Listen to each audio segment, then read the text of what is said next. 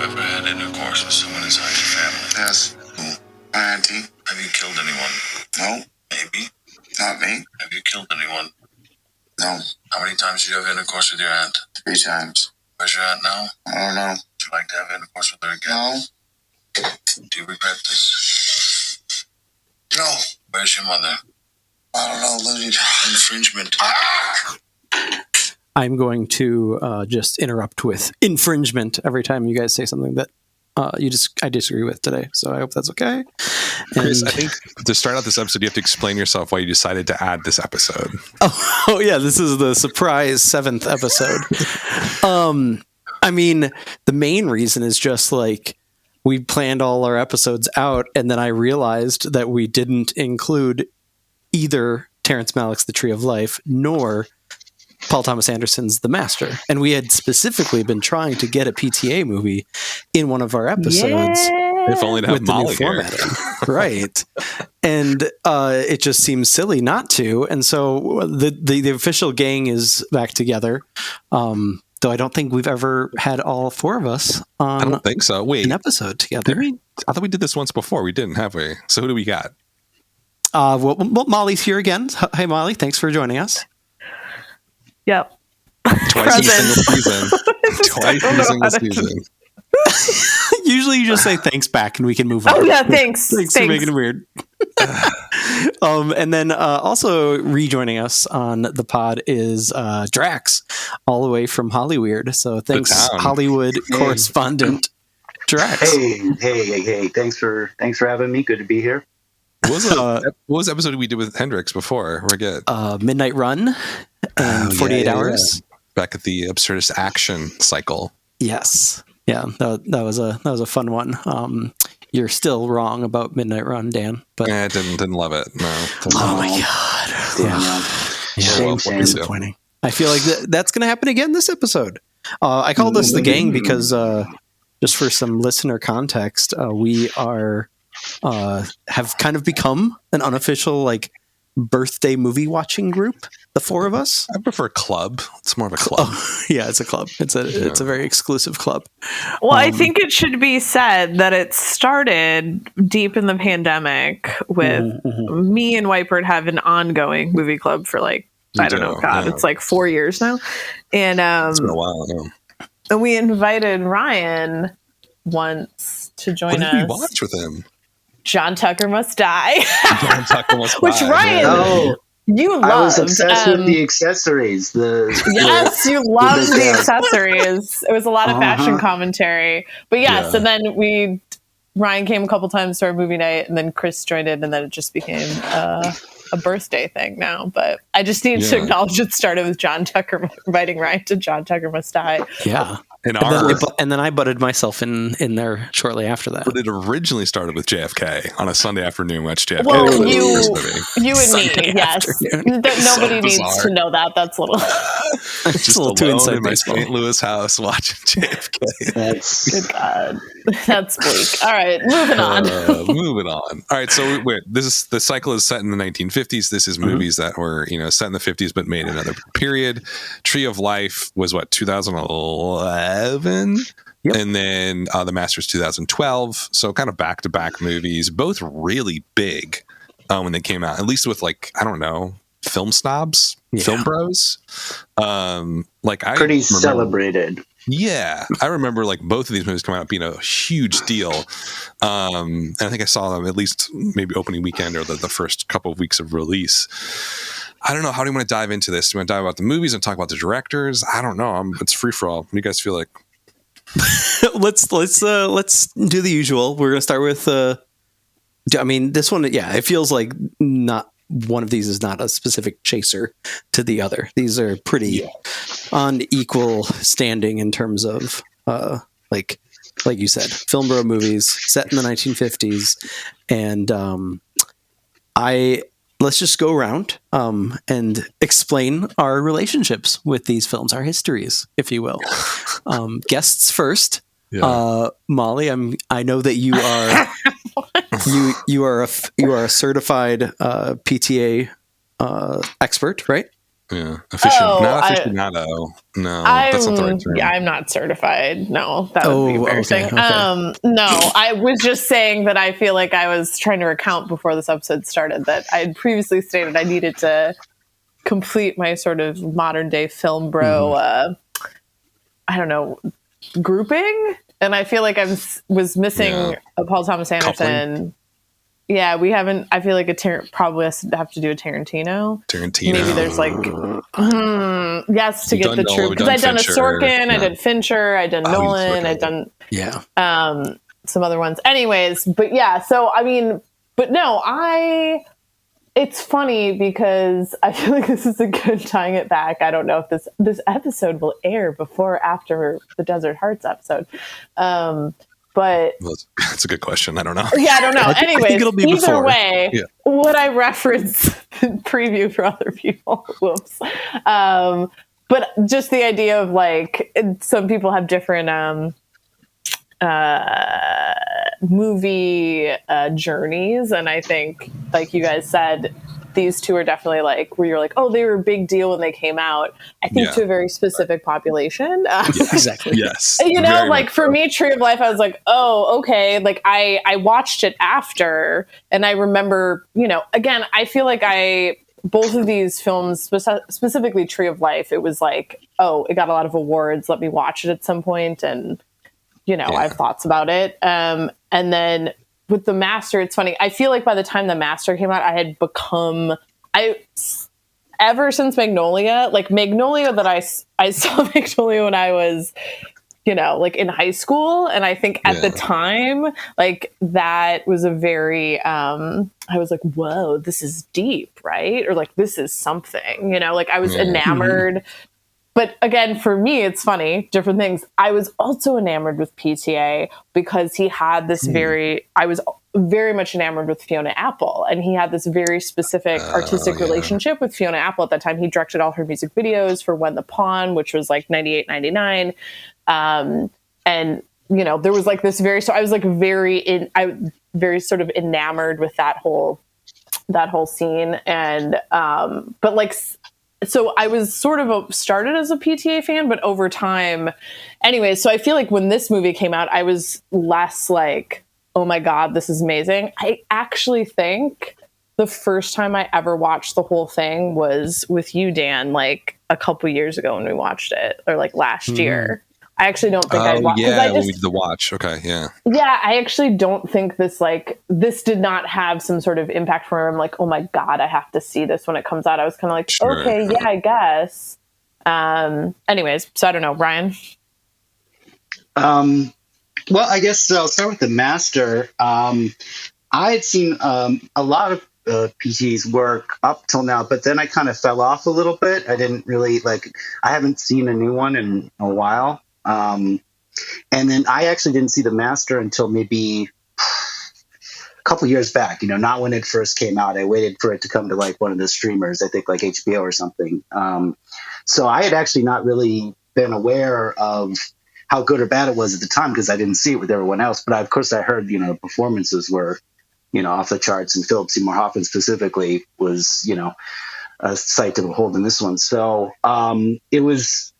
it feels very recent actually going back and watching it now. And to be honest, it's kind of to its detriment because I'm not as maybe excited about it because I just seen it recently and I'm not as surprised or caught off guard.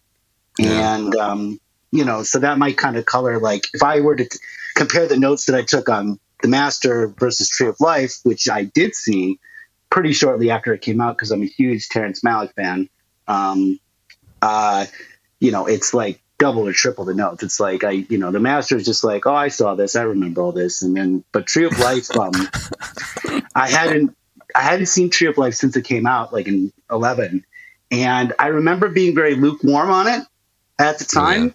I personally like The Thin Red Line a lot. It's like my top film on his resume, and then I just saw it again, and I really dug it this time, and it kind of goes to like, I think sometimes you have to be patient with Terrence Malick movies. Like I saw the one before this, the New World I think came out before this. I did not like that movie when it first came out. Did not like it at all. Saw it like twice more.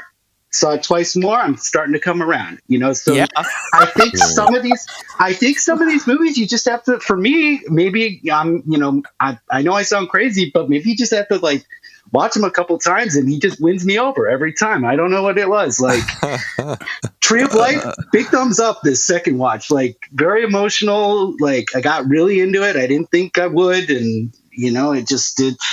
It did something. I really dug it. It worked on me this time in a big way. But I'll let you guys let us know what happened with you on the rewatch. Chris, you go ahead. I kind of mentioned it a little bit, but you go ahead, Chris. I also saw Tree of Life back when it first came out, and I was immediately enamored with it. Similarly, I wasn't huge about the New World, but I had come around to it after, once again, a second watch. A few years afterwards, and I loved Thin Red Line, and I had also at some point in that, and we had an episode about one of his other famous earlier films, Badlands, which is a wonderful, complicated film, and Days of Heaven, of course. But I honestly had the kind of experience when I saw Tree of Life in theater where I was like, I loved that. I don't know if I ever want to watch that again, though. And so I kind of liked this idea of shoehorning this new extra episode in so that I could kind of come up with an excuse to make myself watch it. And I like Ryan said, I was a little hesitant because I was like, oh, this is just going to kind of go in one ear out the other, eyeball out the other, whatever. And I was still just transfixed, even on a television compared to a movie screen. It was really still it was pretty magical. I think just folding laundry on a Tuesday morning or whatever. I was so into it. And then for The Master, I similarly had missed it in the theaters. It came out right around the time I remember my first son was born, and I remember it feeling kind of strange because I would always go see it. I saw There'll Be Blood opening weekend, I saw Magnolia in the theaters, etc. And then it just kind of came and went. And then a few years afterwards, I think 2015 maybe, I caught it I think I borrowed the DVD from the library, and I was kind of lukewarm to it. I was like, oh yeah, Philip Seymour Hoffman's amazing. Amy Adams is great. But I was never really a big Joaquin Phoenix fan, and I didn't really care too much about the whole Scientology take of its plot. And so I was also reticent to look back at it because it's probably one of my lesser favorite PTA movies overall, despite the tremendous performances. And yeah, similarly, I was just I think this is pretty good. I don't know if I would call it one of his best. It's definitely one of his most polarizing, I'd imagine. I can easily see arguments on both sides of its efficacy as a drama, but I do think it's worth it, if only for those performances. And I think it's probably one of my more favorite Joaquin Phoenix performances, even though I'm not a big fan of him overall, as I mentioned on our episode on the movie Her. But I think for Tree of Life it was strong, and for The Master it was lukewarm, good. Lukewarm to good. Strong, quite strong. What's weird is I have the exact, I don't know. I saw both of these in New York City in indie art theaters, when the limited release, so they were sold out. So I saw these both with a sold out crowd. So I was I don't know, my experience is probably way different than you guys, because it was just sort of the expectation was very, very, very high in the room. Mm-hmm. And within my social circles, it was well, everybody's going to see Tree of Life, obviously. Everybody's going to see The Master, obviously. And I gotta say, neither of these movies hit me at all, really. I would say Tree of Life I absolutely despised when I watched it opening night. And I will say this is Terrence Malick is my favorite director. Like Badlands, Days of Heaven, Thin Red Line, New World, those are probably 4 of my favorite films. So like maybe there's like a weird expectation thing going on rewatch, I'll admit that there is something to the core story, the core narrative set in the 50s. Everything else, the building of the universe, the whole the cosmos stuff is Sean Penn. Molly, before we were on the show, Molly's like, she forgot that Sean Penn was in this movie and just sort of pops up, right? Yeah. It's like a jump scare. Like Oh, God. And extreme close-up Sean Penn. Well, he like also really seems very miscast as the older version of the kid. It just I never bought him. Like, oh, that's Sean Penn. Yeah, it doesn't really translate. Yeah, it's I think. Well, he has no especially because lines. he's not playing off anybody else. Do you know what I Well, mean? he has no lines. He feels even more exactly like it feels even more like.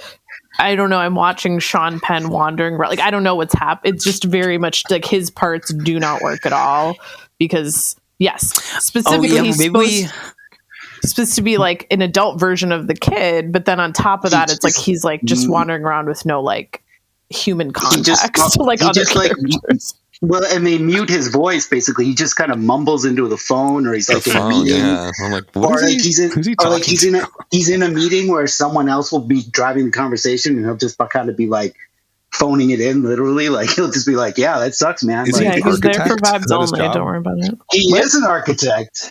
He is an architect. Architect of the soul. Wait, I want to know. Oh, go ahead. I just want to be clear. Was I the only one that watched the extended edition? Oh, I Is there have not seen the because- extended edition. No, Well, I've just seen I the was- hour 48 one. I watched the 2-hour 19-minute one. I thought that was That's that gotta not be the one? extended. No, that's theatrical. Extended is Yeah. 254. Oh God. You watched the 254 version? I always thought, over the course of a day, on and off, taking care of a baby. well, I always thought I was What's missing different? something because I didn't see so much Cosmos stuff, but maybe I don't know. Oh, yeah. So the one that we watched was 139, right? Yeah. That's the theatrical. Oh, there's more of that? Oh, yeah. I mean, And- I almost walked out of the theater. I was angry for some reason in the theater. I don't know why. I was like, what do you... Here's the thing about Malick is that, like, if you look at his 4 previous films, they pretty much do the same thing. It's all, like, long shots in nature, like, especially Thin Red Line. Days of Heaven is just gorgeous. Yeah. Right? I mean, it's just beautiful. And for whatever reason, like him, like the dinosaur. Gotta love the dinosaurs. And also, like, am I right in saying that wasn't CGI? Like, or what? Was that CGI? Oh, yeah, CGI. There's some statement where he's like, he didn't want to do any CGI. Well, the for dinos this are movie. CGI. Yeah. Well, I mean, No, they weren't like physical. He didn't get real dinosaurs. No, that's like versus like animatronic and stuff no, like yeah. that. No, there's no way that Bill Pohlad gave him enough money for animatronics. What I want to know is for you. Well, Molly, you didn't really give us what's your sort of on the rewatch? Did you get something out of Tree of Life? Here she comes. Yeah, what do you got for Because I it? think even the most ardent Tree of Life supporter can admit that the Sean Penn stuff is shaky at best. Oh, Sure. okay. Well, I thought we all did. So I've never seen. So this is. I'm thinking texture. I'm a giver. I'm an empathizer. I'm trying to understand what these men are doing, Yeah, and thank you. Contextually. And I think this is a great pairing because these are both very much like neither of these movies have like a true narrative structure. Obviously, they're both literally like, they're weird like collage Vignettes. vibe films. Yeah, it's like Yeah. collage vibes. I'm like a concept, like I'm riffing, beautiful cinematography. Like that, I was like, oh, these are like a weirdly good pairing because it's like, anyways. But I feel like my empathetic reading of like what Tree of Life. I mean, I don't remember what Malick said himself about it, and I actually haven't seen. I know like 4 years later he did that weird like what was it called? Like Voyage of Time documentary thing that was like and so it feels like this is sort of, again, it's like he's obsessing on some like concept thing. He's like, you know, whatever. And so, and I feel like that's why so many of his movies from like this decade too are just like, I'm just like not into narrative structure anymore. It's like, this is, I don't know, sort of his first distillation of like, whatever. It's like somehow he finally decided to just like do this shit he's been like thinking about and like vibing on for like 40 years. And then like he unleashed a decade of it. I don't really understand it still, but that seems like what happened. Right. And this is like his like entree into that.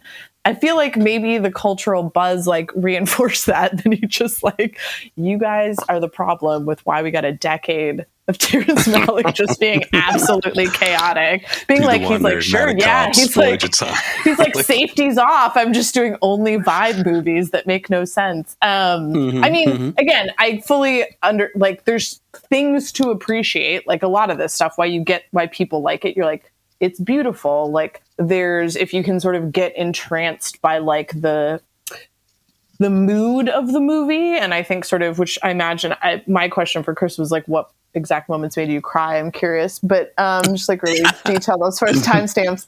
But I can see that like, it's like these vibe movies are like, if you can, I feel like it's like catching a wave, right? If you can catch the wave, you're like, yeah, I just went with it. I just rode this wave through this movie and I got it, right? There's other movies like this too. I get that.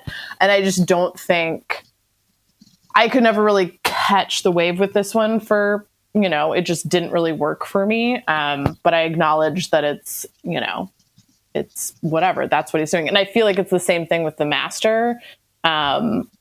Like funny enough, which I feel like I've read multiple times, that PTA is his favorite movie that he's done. It's favorite movie. You know, like, which again rings true of like, again, absolutely gorgeous film. Like one of the most like beautiful, like it's beautiful to watch. And like you said, it's like beautiful acting, but it also just feels a little emotionally, it doesn't hit for me. Like I'm watching it and I'm like, this is beautiful, #performance. Like it's too clinical, you know, which I think is a lot of the stuff. But anyways, so The Master I can like kind of like with Tree of Life, there's things I can academically or sort of objectively appreciate about it, or it can be interesting on like a first watch or something. But I've never been able to catch the wave specifically on Tree of Life that you gentlemen seem to have caught, which is fine, you know. What is that wave, Ryan and Chris? What's that wave to you guys? I'm especially curious from Ryan's perspective as somebody who was originally lukewarm to it. What was it about this watch? For me, it was being a parent since the last time I saw it. What about you?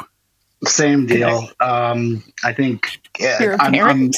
I'm older now, and I appreciate family a lot more, and kind of as anybody who's gone through just like a change in how your family operates or who's part of it and stuff like that. It's kind of watching this family, despite being like in the 50s, and supposedly that's when things were a little more ideal, like kind of this days. Family. Well, this family, like just disintegrate and before your eyes, and like it was really interesting for me to see like how like the narratives would also change. Jessica was given some narration in the beginning, and then she kind of started to get kind of beaten down by her husband, and her narration kind of faded. The kids took over, and then at the very end, Brad Pitt's kind of bookended it when he tried to at least change the direction of his life as much as he possibly could. And so that's kind of the wave I took. It's that there was that, despite it being kind of chaotic in a series of like vignettes and moments, like there was kind of an underpinning of an evolution there, and how the family was operating and how they, weathered the next 15 years or however many we saw on screen. So I guess, I don't know. It's just like I said, I got older, family became more important, and then watching a family struggle like this, it kind of gets you, you're rooting for them to pull out of it. And I don't know. I guess it was more poignant at this point in my life than it was when I was, in my late 20s or whatever. Yeah.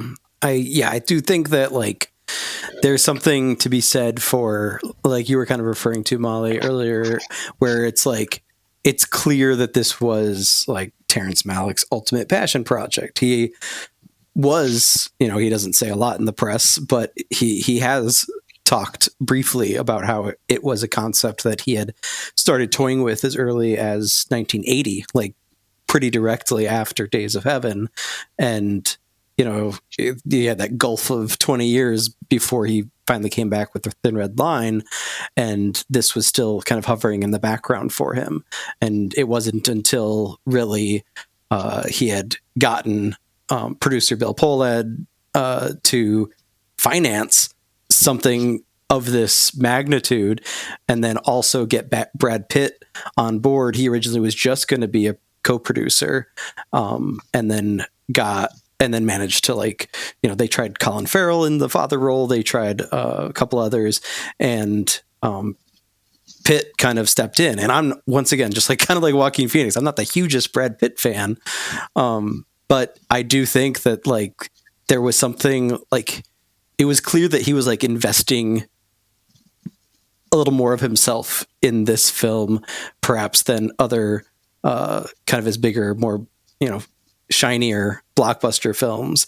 And I think both of those lead performances, even though they're very much kind of awash in the soundscapes and cinematography of Emmanuel Lubezki, it feels like that wave is purely emotional. And if you don't get it through the visuals, you get it through the performances or get it through the music. I think especially this kind of more world weary point of view from the father character's perspective, where you get it feels more truthful to telling a story about the 50s than a lot of the other movies that we're looking at for this cycle of episodes, because it does have that kind of good old days aesthetic and the beauty of it. But I don't think there's a more powerful symbol in all of the movies we're looking at than the kids frolicking through the DDT spray. I was going to bring that up. Yeah. It's crazy. Yeah. What an insane and just potent image. And yeah, I just think that it's clearly something this was on his mind for 30 years before he could finally put it on the screen. And so, for some directors that could result in disaster. But Malick is kind of he's a tinkerer. It was supposed to be released in 2009. He missed the deadline because he was still working with his editor. It was supposed to be in 2010, and then he did the theatrical version, and then Criterion approached him in 2018 for the extended edition, and I think both pretty much stand on their own, with the exception of the Sean Penn stuff, which is unfortunate because they're, like Brian said, there's just so many emotional peaks that you could grab onto pretty easily, I think, with the actual family story. But that's that's the thing that sticks out to me. Yeah, but I mean, one thing that popped into my head too, watching this is this is the movie of all the movies we watched so far about set in the 1950s. This one feels, I don't know what it was like in the 1950s. I couldn't possibly know, but it feels sort of grounded in some sort of truth. I mean, he did grow up in Texas and that time period, so he does have a direct experience with it. It feels, there's an authenticity to it, the vibe or something, that it feels honest. But here's the big question that I have for everybody here on the podcast. Why not just do a film about a family in the 1950s? Why throw in all the cosmic stuff? Why throw in all the weird, bizarro ending with Now you're getting to it, my friend. Soul, spirit, MEN men. But Molly, expand on that. What are you implying? No. What did Men do now, Molly? The movie Men that came out last year? God, no. Oh God, what a great movie. No, I mean, I was obviously mostly being hyperbolic, but I mean, I think what I was talking about before, I think it's like if you see Tree of Life in the context of what he's done the decade after Tree of Life, to me it becomes a little more clear. Like he's obsessed with this, like, you know, it's Tree of Life represents like a bunch of things where he was like, let me put a bunch of things together. And then this is me, my read on this is he finally got that. And then like the stuff he's done since then is weird, like longer versions of parts of what he did in Tree of Life. It was like he like tried to put everything he was like interested in Tree of Life in like this one sort of, you know, canonical like thing that represented a whole bunch of stuff he'd been thinking about for 30 or 40 years and like put it all in one movie, like metaphors, the universe, all of time, family, love, whatever, you know?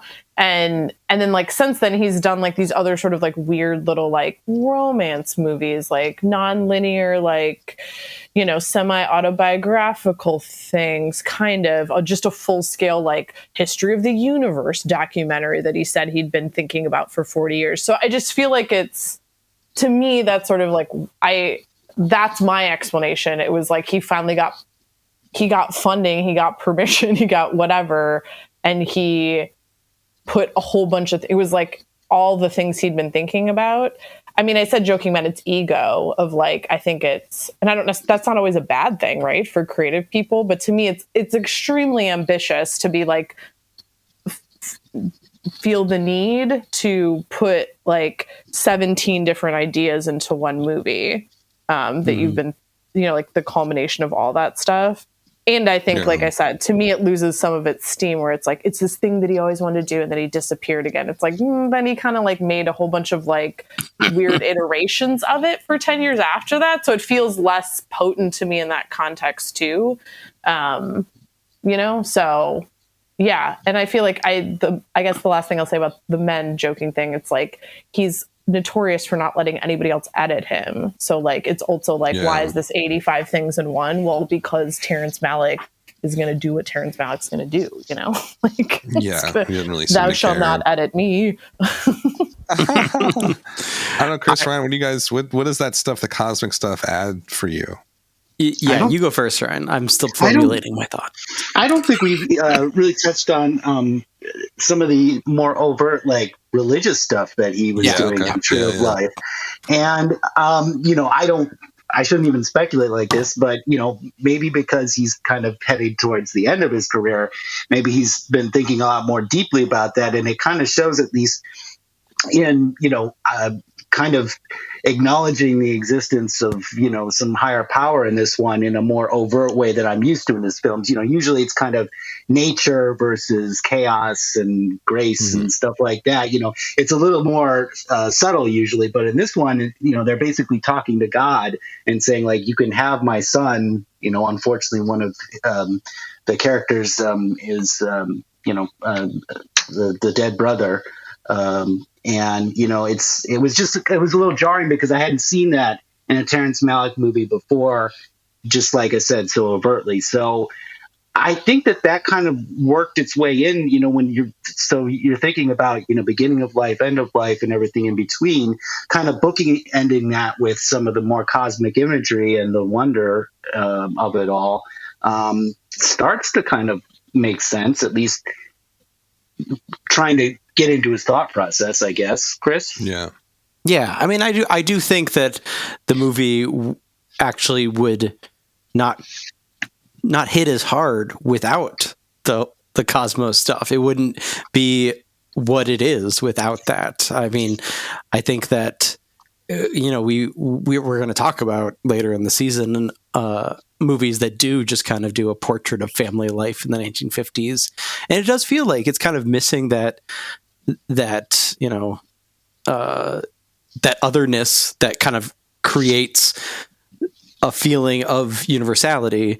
And I think that that's what makes the Tree of Life so audacious. And also, you know, it's a big gamble, but I think that it's incredible that he swung for the fences, and like, it does feel like one person's kind of reckoning with not just their own personal like trajectory of their life and their relationship with their family and their memories of their childhood, but also like how that cycle keeps repeating. One of the key things in the extended edition that arguably ties the Cosmos thing in together a little more coherently is that you get glimpses of Brad Pitt's character's father and how his kind of act as a father is a reaction to that, and then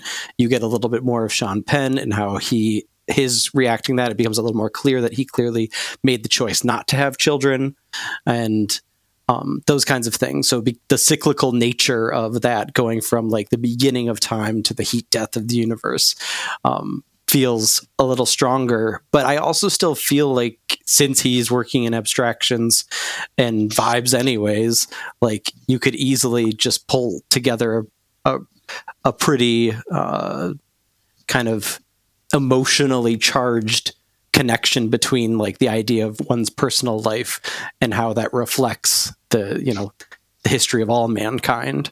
I think it was the thing that was really telling for me this time, going back to what Ryan said about the spiritual and religious aspect, is like anytime the Brad Pitt's character is playing piano or organ, it becomes like a leitmotif for transitioning into like the choral church music, and so it becomes clear that it's like that was his connection to like peace and grace was music. And then as soon as that starts fading away and you get more of the ambient noise, that's when like those huge outbursts happen, the fight between him and Jessica Chastain's character, or where he admonishes his son for not being tough enough or anything like that. So it does feel like you're doing something big and small at the same time, and I don't know much of any other movie that manages to do that. Well, I'm glad you guys got a lot out of this. Because it sounds like what blows my mind about him is that all the sequences in the 1950s with the family are all shot just like his other movies. Now, a little bit more experimental, a little more flowy, maybe a little bit more poetic, but still the same style as Thin Red Line, The New World, Days of Heaven. You can have a bingo card. There's a bingo card that you can have, and you can check off each thing that he does that he's done in all these other movies. It was weird. Exactly. Actually. Like the natural light, like very limited sort of filtering or anything like that. I mean, it's beautiful. But wow, yeah, the other stuff, it clicks for me even less than it did back when I first saw it. All the cosmic stuff, especially the ending. I'm just like, get me out of here. Just get me out of here. I'm still holding on to my theory that I've developed while talking about it during here, that like I got to go watch that nature documentary, that he never thought he was going to make that nature documentary, history of the universe documentary that he did in 2016 that he'd been thinking about for 40 years. Right. So he needed to represent that 40 years of passion, right? And he did it in Tree of Life. I'm not saying like it isn't, or I get why it hits for you guys, but I still feel like, and maybe that can sort of be like the stylistic difference or whatever too. It's like him trying to sort of mash up a bunch of conceptual ideas in his head in one project. Again, it doesn't, I don't have like a strong argument that it works. If it works for you, it works for you. But I just think like artistically, you know what I mean? Like the choices he makes, I don't know. Like I want to interview Terrence and be like, did you ever think you were going to make that 40 years in your brain thing in 2016, And was this sort of like your way of getting some of that out? I imagine it was. This is warm up. I'm sure there's a lot of truth to that. Before we shift to the master, I know I do this every episode, Dan, but I do want to mention, if for anybody that doesn't know, are we aware what Malick's next project is? No, what is it? It's called The Way of the Wind, and It's an anthology film featuring several stories about Jesus Christ. Jokes on you guys. Tree of Life started this decade of chaos. Yet another anthology film, which is all his like narrative fiction But films. Mark Rylance is playing Satan. I was going to mention that too. Yeah, that's Mark Rylance as Satan. I love Mark Rylance. He's so good in everything. I wonder if he's going to play him like a weird little guy.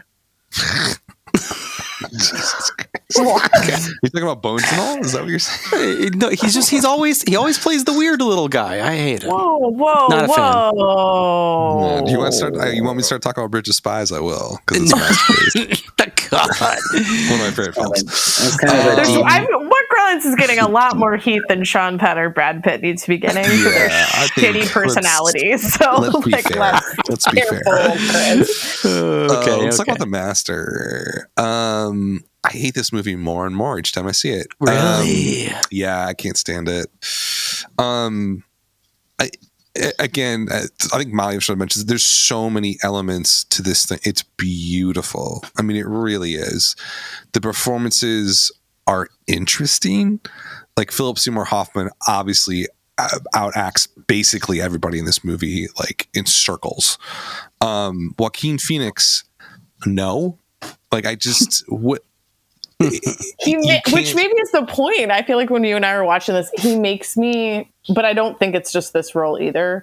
He just like makes me viscerally uncomfortable. Yeah. Like which again, maybe his character's supposed to be weird. I don't know if I like love when it's like I'm undefinably weird, like where it's just this weird sort of like conceptualized character that's a play on like this weird constellation of like cliches about like mental health issues, PTSD, and like troubled men. Like it's a little too like I'm like, who's the? There's no actual character there. It feels like it's like a little bit of like an acting showcase, and like something. It's like a mask that he puts on in every movie, and then just kind of tweaks every little bit. Yeah, and like I think that's kind of what like everybody. The performances here, we're all keeping like the performances, which is true.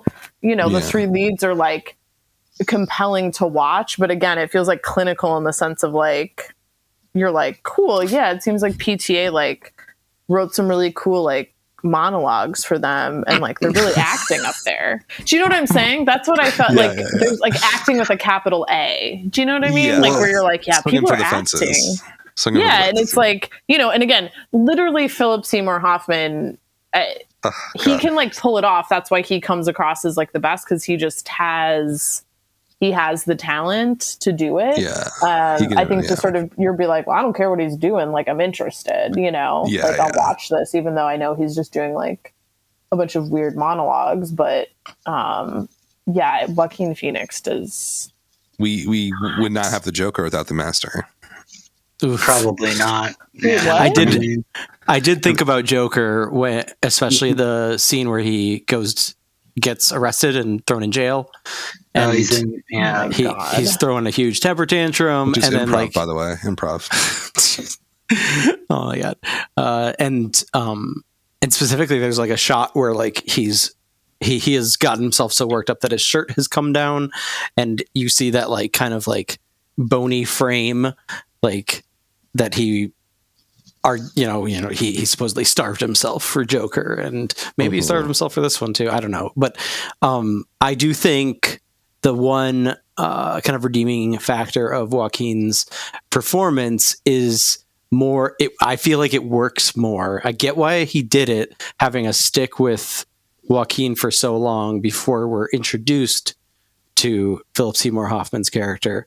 But if you look at it more as like this kind of back and forth or cat and mouse game, where it's like it's less about Joaquin being a real, fully fledged person and having a fully fleshed out personality and characteristics, and it's more like, because you totally get like why somebody would be enamored with Philip Seymour Hoffman's character. You would get, I mean, they do a very good job. Like I've seen a lot of comparisons from his performance to like, Orson Welles' best performances. He's like very magnetic and hypnotic to watch and listen to.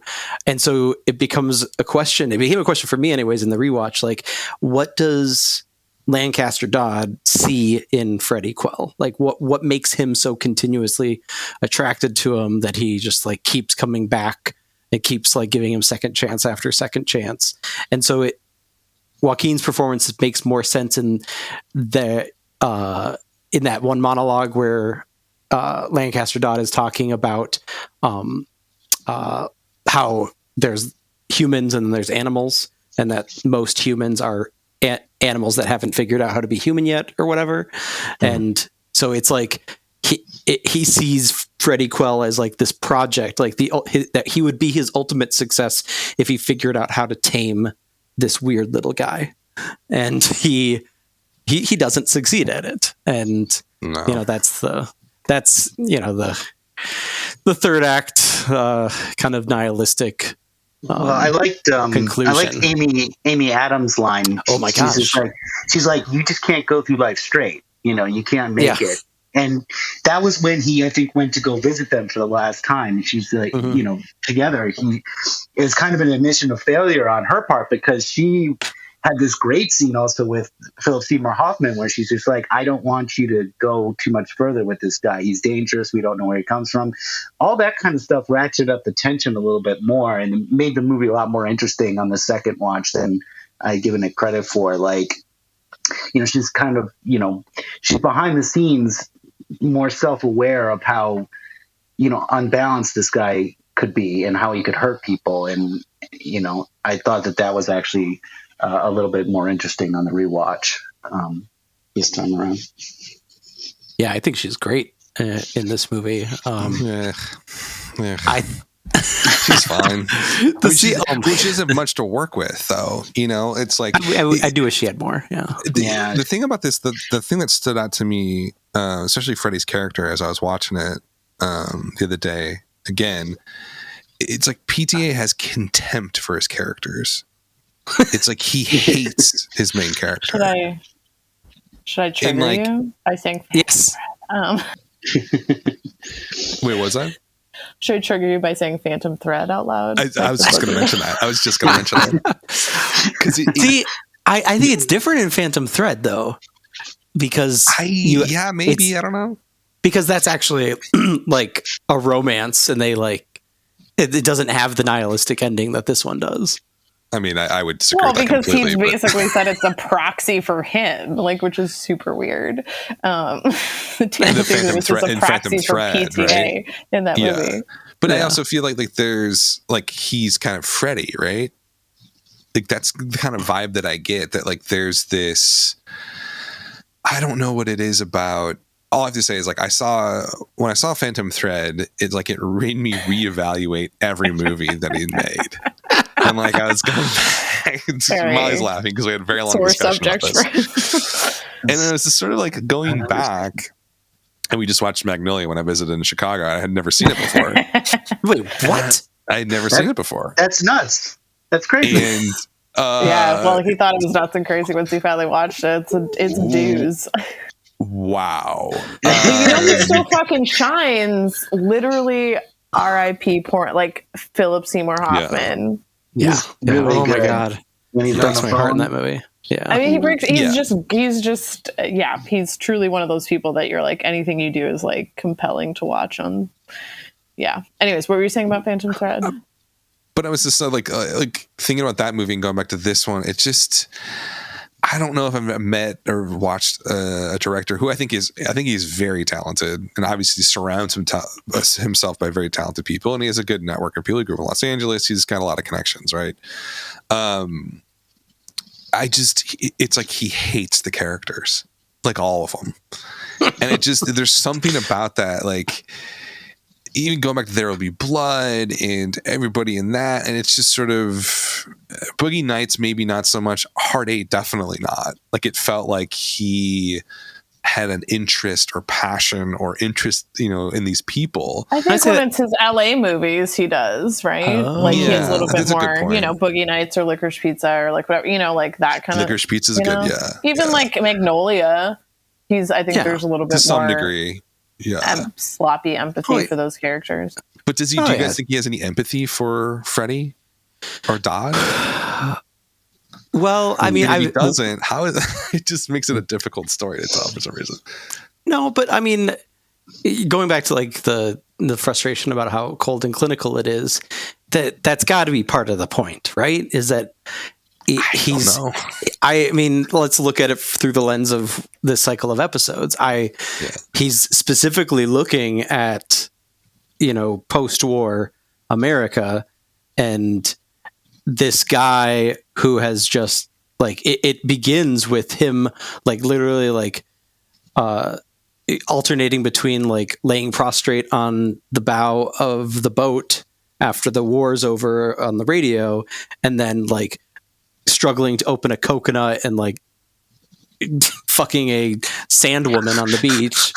So it's like it's clear that he's like looking at that through this lens of like the world has been broken and this man is one of the broken creatures, and so he is stumbling through until he comes across a great white hope, and that doesn't feel necessarily like on the same wavelength as of your traditional story where like you have to have empathy for your characters. Like this is more like in the zone of like Scorsese, right? Where it's like we're trying to understand the characters, but we don't necessarily like feel bad for them or root for them. Yeah. I don't know. I think even Scorsese, it's like Goodfellas, Wolf of Wall Street. There's still, maybe it's not empathy. No, maybe it's something else. Taxi Driver. Taxi Driver was basically about someone who got thrown away. I mean, do you feel empathy for that? Yeah, but I think that there's an element of like, I think that there's an element of the director being attracted to that character. Even Godfather, like there's a sort of, it's not blatant like, oh, this is a good person or I like this person. It's a sort of, I'm interested by this person and I feel some sort of affinity with them. Do you guys feel that in The Master? Go ahead. No, but can I just well, I'm saying, does he feel that in The Master? Can I be back on my bullshit again? Because like this is why I think these are such a good pairing. Is because it's also like I do think, and it's again, I think it's just funny that it's sort of like Tree of Life is like kind of like Terrence Malick's sort of chaotic culmination of all these different ideas that he like puts together in one movie.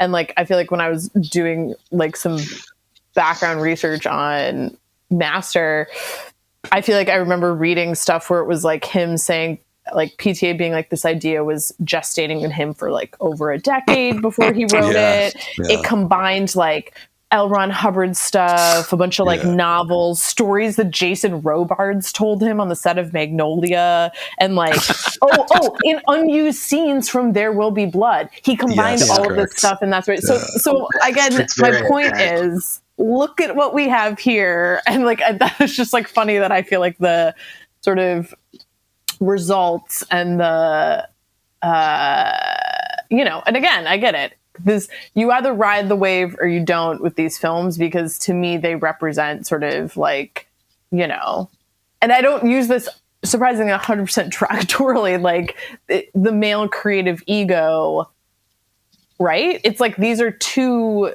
film bro celebrated directors who got to make something that was like, hey, straight up, here's like a hodgepodge of like 17 ideas that have been brewing in the nogs for decades. Like literally they've said that. So it's like, we're not making that up, right? Like that's from their own mouth. This is what these two films are. And so anyway, so I just think that kind of reflects in, why they're sort of like divisive, or why we're all sort of like, I got this or didn't get that, because I'm just going to objectively argue they're not,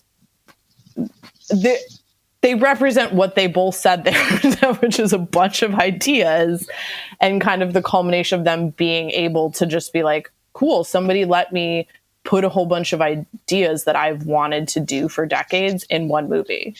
And it works or it doesn't. But these are both, again, like most divisive stuff, this objectively represent the culmination of like two dudes, you know, decades of like noodling on like 10 different things or whatever. Like that's why Right. I think there's, for me at least, that is, you know, subconsciously what I'm responding to, because I'm like, oh yeah, there's like some interesting stuff here. Yeah, this part of it's like interesting, you know, but like for me, I can't find a cohesive thread, you know, but I again, and I can't think either. they're finding It's enough as if to make, you know. It's as if the thread is a phantom. Yes. I'm more of a, I was going to say, like, of these types of films where it's throw spaghetti at the wall, like a buffet of male ego, I would say that, like, one that works for me is Under the Silver Lake by David Robert Mitchell, where it's the same sort of concept of that. I let me mean, put everything in that the works for me because pot. there's fun in that. Like for it's jovial. I liked that more than I thought I would, because I was like, oh, there's like these are so like these are two examples where there's not an ounce of humor happening. I mean, like maybe you could argue that with The Master, but I don't actually think so. I think it's a very like there's a lack of like, you know, whatever. There's no like humor to be found in the presentation of it from like the creator's aspect. But I feel like the Under Silver Lake example, like that, he seems like he's having fun at least when he's throwing his spaghetti at the wall in that one. Yeah. Where would we rank this? Maybe Hendrix, you can answer this. Where would you rank this with your PTA movies? I'm embarrassed to say, like I said, I probably haven't seen one of them since The Master. Like you know, never seen Licorice Pizza, Phantom Thread, Inherent Vice? Nope, have not seen any of those. So I'm perhaps the wrong one to ask for any sort of definitive ranking, but I kind of am landing on the side, you know, of you and Molly, it sounds like, where I'm just not really particularly interested in ever watching this movie again. Walking Phoenix is whatever, you know, he doesn't detract from it, but I just, like, I'm not interested, and no, I don't feel any sympathy for him or empathy. Yeah. Like, I mean, yeah, maybe I guess you can stretch it to where, you know, he's obviously got some sort of PTSD going on, but ultimately, you know, he's just, you know, he's just trying to destroy his life, and we're just along for the ride. And, you know, there's not a lot that I can say about that. So this might be my least favorite of them so far. Maybe someday I'll get to the rest. I did think it ripped off a lot of There Will Be Blood at times, like, you know, and I kind of got that feeling. It's the one you've seen, so makes sense. I'm glad you brought that trivia up, because I didn't realize it until, you know, discarded stuff. So yeah, unfortunately, not really my favorite PTA, but still talented filmmakers, still, you know, many fine performances, but just not something I'm going to watch again, probably. Chris, what do you think? Where do you place this? You know, I'm reminded with the past few minutes of conversation of the anecdote Fiona Apple said once, where she said one night when she was dating PTA, there was a night where she got dragged to a club and it was just PTA and Quentin Tarantino talking to each other while she sat there. And she said it was the most torturous night of her life. And I feel like, well, the missing part of that story is they were high on cocaine, and she was like, that's enough to make someone never do cocaine again, being stuck in a room with them. That's right. I forgot that. So I do think that it's unfortunate. I do think that it's almost as if he kind of fell off a cliff after There Will Be Blood. I still really like The Master and Phantom Thread. I was not a big fan of Licorice Pizza. I was not a huge fan of Inherent Vice, even though I really like the book. So yeah, I think it's actually, I'm gonna slightly amend what I'd said earlier. I think this is pretty much like middle of the road PTA. This is like, and if it wasn't Philip Seymour Hoffman in that role, you could easily say that it would be lower tier. Yeah, I think that there's some like you had said, Molly, it's like, oh yeah, there's interesting stuff here, but is that enough to hang your hat on? I don't know. Good for him though for using the scraps. I mean, he's going for it, which I appreciate. He's got a lot of ambition, he's got a bold vision. That's cool. I wish he would make There Will Be Blood again. Actually, no, I wish he would make Heart 8 again and just stick to genre films. That's his I'd best like movie him before. to make Punch Drunk Love again. Terrible. Any closing thoughts on these movies before we got trivia, don't we? Oh yeah. You guys ready for trivia or any closing comments? No. Well, I would say, if gun to your head, Molly, you had to watch The Master or Tree of Life again, which one would you choose? I mean, that's a silly question, but I guess I'd pick Tree of Life because it's much more like vibey to put on in the background. Yeah. Like it's a better film. What'd you say? I think it's a better film. You agree, Dan? Mm-hmm. Yeah, probably. I mean, in certain ways, just irritating. Right? It's irritating. Well, everything about PTA's later work clearly irritates you, but like, I'm not even. Yeah, I mean, like, I don't know if I can say Tree of Life is like a better. I don't know what metric we're using, but yes, I like Tree of Life is more like soothing film to watch, I guess. I don't know, like in certain ways, or like I can, I think someone could probably get me to watch it again. As opposed to like The Master is just like, I don't know. Yeah, it's a lot to watch. It's pretty. It's not pleasant, I would argue. Right. Besides, maybe on mute, I can just watch the visuals. I don't know. Yeah, there you go. Yeah, it's a beautiful film. That's a trivia. Let's do it. Okay, are you ready, y'all? The way this works, Molly, you've played before, but Drax, you're new. I'm going to read the narration of a screenplay of a film that came out around the same time as these two films that was also set in the 1950s. So see if you can, just based off the description of the setting in the 1950s and the action, what movie this is. And I'll give you a clue for each one if need be. But we're going to start... I started easy last time, so we're going to get the hard one out of the way and then hopefully end on a more positive note. The first one goes like this. Not sure if anybody saw this movie besides me, but here it is. Interior, Ed's Drive-In, kitchen, day. The kitchen of a drive-in restaurant outside St. Louis. It's 1954. Traveling salesman Ray Kroc, 52, stands before a simple mixing machine, making his pitch to the owner. Oh, I know this. What's the It's the Michael Keaton movie about McDonald's. No. Yeah, that's right. What's it called? The Founder. Boom. Yeah, nice work, sir. Yeah. Very good job. I mean, is it a free for all where you can just kind of chime in? I don't know. Yes, first person to know it. Guess go first though. Yes. And also because Dan's bad at this game. Yeah. I'm really okay. Okay, next. Exterior, street, pre-dawn. A quiet, working-class residential street in Ireland, early 1950s. It's morning, but it's still dark. One of the front doors opens and out slips Eyeless. Early 20s, open-faced, pretty without knowing it. She closes the door quietly behind her and walks quickly up the street. So this is, made in the 2010s, huh? Yes. Ooh, that's a tough one. So it starts in Ireland, but it moves very quickly to America. Oh, is it that, what is it? Saoirse Ronan, whatever her name is. That is correct. Oh, yeah. What's it called? Brooklyn? Yeah. We got it. Okay. Oh, good. With the assist from Dan. Nice work. I don't think I saw that one. Ooh, that's pretty good. That's okay. It's very middle of the road. Yeah, it's workmanlike. Very workmanlike. All right. Tighten it up. Let's go. Exterior, Saltwood Castle, day. It is 1956. Saltwood Castle, the family home of the Clark family, looms over the landscape, framed by the setting sun. It is majestic, an Englishman's dream of a home, complete with turrets and even a moat. There is a feeling of timeless beauty and stability about the scene, something profoundly English. We are a very long way from Hollywood.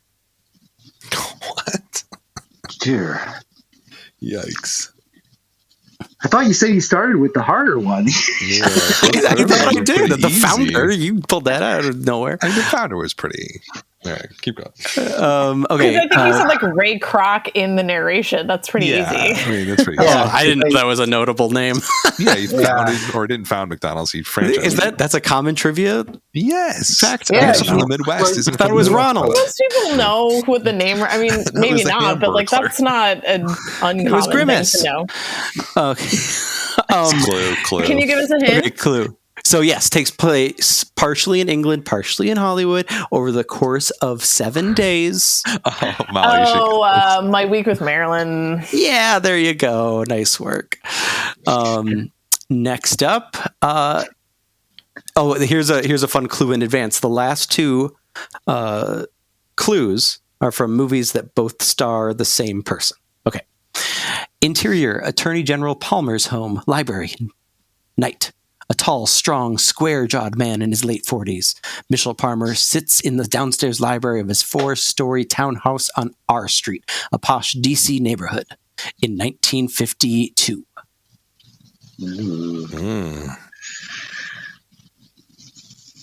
No, You guys know? that's not. Boy, I'm enough. glad I at least I- got one right. That's Can not I enough, guess, Chris? Christopher. Can I guess? Yeah. Yeah, go. Suburbicon? Oh, no. Does that take place in the 50s? I don't know. No, No. I totally forgot that movie existed. No. Yeah. This one is it's a biopic. Takes place largely in DC per the narration. It takes place mostly in the 50s, but definitely, does like the whole biopic thing of like throughout the years. Trumbo? No, you're very close. You're very close. Oh, really? Another despicable person that was in American politics. His last name is synonymous with vacuums. Oh, J. Edgar. Oh, Hoover. Yeah. Hoover. Yeah. That's the movie, though. Terrible. Yeah. We forgot about that, didn't we? Oh, Well, God. that was Clint Eastwood, right? Yeah, I believe you're right. Yeah. Was it really? I thought it was like not JFK. No. Oliver Stone. Oliver So Stone. it's like the next No. one going to be like Revolution Road or something like that? Oh, very good guess. Pre-guessing. Pre-guess. Exterior, ferry on water, morning, September 21, 1954. The fog twists over the water. A thick and almost impenetrable curtain. Shutter Island? Stop. Yes. Stop it. Glad we put that in there. Worst sound editing of all time. Shutter I Island. hate that Oh, movie. what a terrible movie. Yeah. I People saw that in loved the it. theater. People Oh. loved it. It Good did genre so flick. well. Did so well. Genre flick. No. Like, so many Ruffalo. triggering topics this episode. Phantom Yeah. Thread, I Shutter know Island for people this that group. liked What it. else is triggering? Oh, Who yeah. I played think I'm his gonna. dead wife? Was like Michelle Williams? This is like dead wife in that one or something like Yeah, that? yeah, of Yep, course. yep. Oh my gosh. How- I'm picking for my birthday I movie wonder how now. much you get, but yeah. Oh God, I Oh hate that no, movie not so Shutter much. Island. No, the sound edit and like the editing is so No, I bad can't in that watch movie. that. It's terrible. It looks like it's no. It's like you could No. pick out the twist in the first 5 minutes. Like I don't even know what the point of that movie. Yeah, was. there wasn't a lot. Yeah, It's like, oh really? Wow. Dennis Get me outta Lehane. Gotta love him. What do we have coming up next, Dan? Far From Heaven, The Majestic. We're going to talk Yeah. about Oh, the early boy. 2000s, LA Confidential, This Boy's Life in the 90s, and then That's Molly's cool. going to appear on Desert Hearts and Diner for the 1980s. In reverse Coming back. time. Coming back. Absolutely, absolutely. Hey, Molly, Drax, thank you so much for joining us. Best of luck to you over there in Hollyweird during this difficult time, Ryan. And Molly, Chicago is a thing. So I hope you're well. Bye. We'll see you on Desert Hearts. All right. This has been Film Trace. Thank you. Bye.